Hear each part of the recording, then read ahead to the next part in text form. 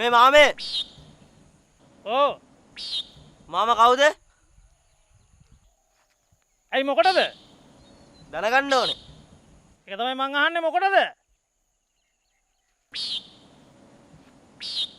අපි මේ ගමේ මිනිස්සු කවුරු කොහම ආවා ගියත් මේකේ නැවතිලා හැමදේම අරන් ගියත් අපි මේක හුස්ම ගන්න ඕනේ.